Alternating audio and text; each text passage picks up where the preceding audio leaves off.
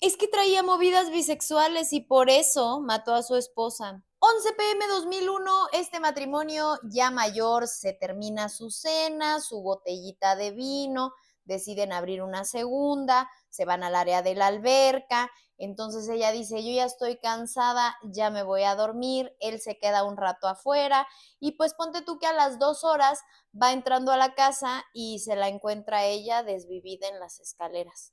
Rápidamente le habla al 911 y había que explicar semejante cosa. Entre sollozos decía, ella se cayó por las escaleras, hay mucha sangre, apenas respira, le voy a poner algo como en el cuello, la tenía en brazos y ahí fue que ella se fue con Diosito. La policía llega y dice, esto es mucho líquido rojo para tratarse de una simple caída, en serio es mucho, mucho, mucho, es un charco. 11 días después, Peter ya estaba en la cárcel, sus hijos lo defendían. Ellos tenían varios hijos, los hijos de él, que eran de una pasada relación y se los llevó ahí, los hijos que tuvieron en común, los hijos de ella y todos, de alguna forma, pues sí convivían bajo el techo de ese hogar. Faltaban pruebas como para creer que había sido un intruso quien había hecho eso. El líquido rojo ya estaba casi completamente seco cuando ellos llegaron ahí, lo que les hace pensar que Peter tardó en serio mucho, mucho en llamarles. Pero de entrada Peter decía, así nomás, yo me estuve fácil unas 2 horas afuera.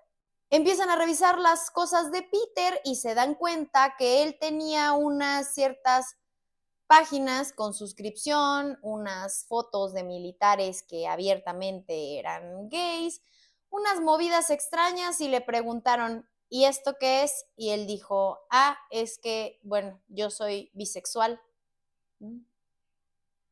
Así que tu esposa cachó que más que bisexual eras gay y por eso la mataste. Y él, no, mi esposa sabía. Pues sí, pero ¿a poco ella sabía que tú estabas saliendo con otros hombres y contratabas escort? No, es que yo no contrataba escort, o sea, yo tenía acuerdos con otras personas para realizar encuentros, este tipo de encuentros, pero es algo que mi esposa sabía, incluso bromeaba con ello.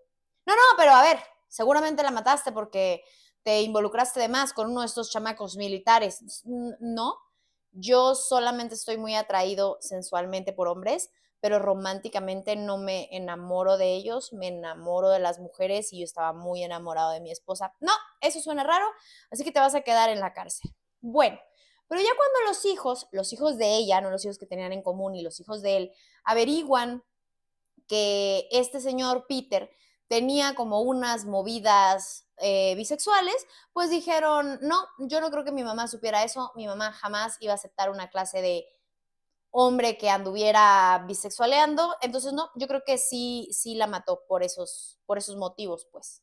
Porque así como lo está contando de que, pues es que yo tenía mis encuentros con ella, pero muy enamorada de tu mamá, yo siento que es que sí la mató.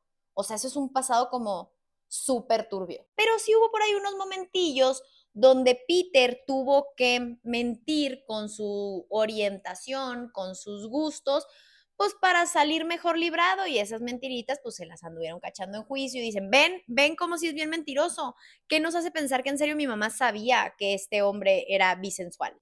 ¿Acaso mi mamá alguna vez nos dijo estas preferencias tuyas? A ver, eso era algo entre la pareja, no era algo que habláramos como a sentarnos a platicar, pero era algo que ella asumía, que siempre supo, desde que estábamos muy jóvenes, ella como que sabía, hacía bromas con eso, nunca lo hablamos muy explícitamente, pero su mamá sabía qué movidas traía yo.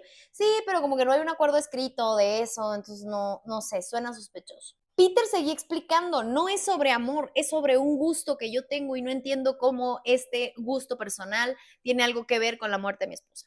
Sus abogados sí que le sugirieron que se dejara hacer todas las pruebas. Para ese momento ya llevaba gastado $800,000 en su defensa. Claro, porque se sabe que la justicia en Estados Unidos es costosa. Ellos no eran de una clase socioeconómica baja. Bueno, ese hombre estaba a punto de perderlo ya todo.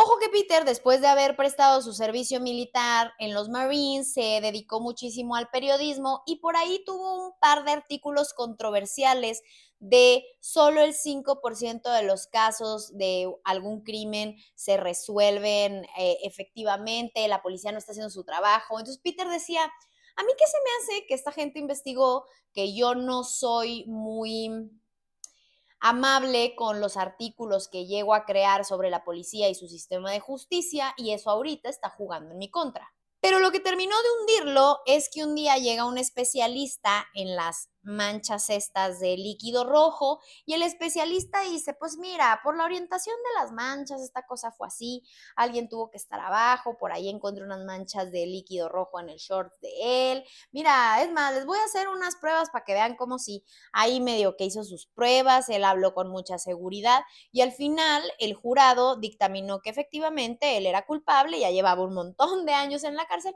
él seguía apelando, pero por ahí de los 8 o 10 años que llevaba él en prisión, resulta ser que alguien le sacó los trapitos al sol al especialista este que se encargaba de analizar las manchas de sangre y se descubrió que él ya por lo menos tenía relación en 5 juicios donde se había dictaminado que la persona a la que estaban culpando, pues no era tan culpable y a todas estas ya las habían metido a la cárcel y dijeron, híjole, es que a mí es que se me hace que este especialista, nomás para figurar, va y dice cosas que no son a juicios, hace una especie de análisis sesgados con sus pruebas sesgadas y pues ya que investigamos bien, resulta ser que por lo menos ha metido a 5 personas a la cárcel que no deberían de estar ahí, le siguen escarbando, aparecen otras 50 y además él mintió en el juicio porque por ahí salió un compañero diciendo que para el momento en que enjuició a nuestro protagonista, él había dicho que él tenía mucha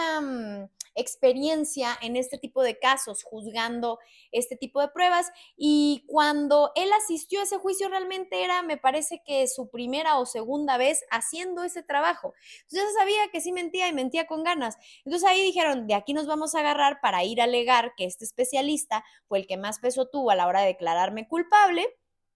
Y pues ahora que se descubre que este especialista es un mentiroso, yo creo que podemos volver a platicar de mi asunto. Pero para ese momento, las pruebas que ellos ya tenían de ese caso, pues 8 años, 10 años después, pues ya estaban muy removidas, ya estaban manoseadas, unas estaban abiertas, o sea, las pruebas ya estaban contaminadas.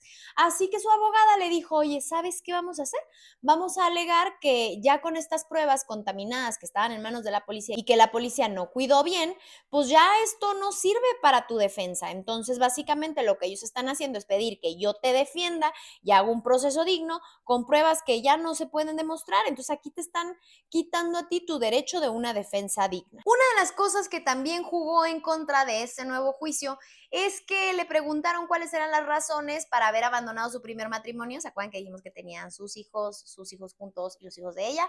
Es que su primera esposa había muerto en un accidente en unas escaleras. Entonces decían, no es la primera vez que lo hace, por favor, abran los ojos. El juez dictaminó que no, que sí se lo iban a llevar a juicio, que consideraban que las pruebas que tenían eran pruebas circunstanciales, pero que se defendían solitas y que no sentían que ellos estuvieran mermando el derecho a la defensa correcta del cliente del abogado. Es decir, lo que tenemos funciona para hacer otro juicio. O sea, sí entendemos que lo que hizo el especialista de las manchitas del líquido rojo estuvo mal, si quieren lo volvemos a hacer, volvemos a celebrar el juicio. Aquí también hubo un detalle muy bueno a favor del señor Peterson, que decían que la fechoría se había cometido con una especie de palo para la chimenea y que nunca encontraron ese palo, y por ahí salió la foto de 2 policías, detectives en el caso, sosteniendo el palo para la chimenea, o sea que hicieron esa arma perdediza para después decir que pues el señor Peterson había hecho eso con esa arma y luego que la había perdido. Para este momento el merequetengue ya tenía 15 años y se tardaron otros 5 años más en preparar el segundo juicio. Para este momento el señor Peterson ya estaba en bancarrota. Por ahí la familia le dijo, ¿quieres que todo esto desaparezca? Declárate culpable y entonces que a tu sentencia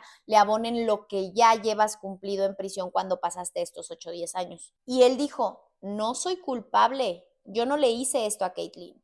Pues tú verás, lo otro es que vayamos a juicio y confiesen que la justicia ahora sí va a hacer lo que tendría que hacer según tú. Así que en el segundo juicio, él acepta declararse culpable, pero siempre manifestando que era apegándose al trato que había hecho con los hijos de Caitlyn. Yo no soy culpable, pero me toca pactar con quien me acusa. Pusieron un peso sobre mí, un estigma, poniendo mis preferencias y gustos sensuales para justificar algo que yo jamás hice y no puedo confiar en que la justicia hará lo correcto. Y así fue como terminó este caso. ¿Tú hubieras pactado o no?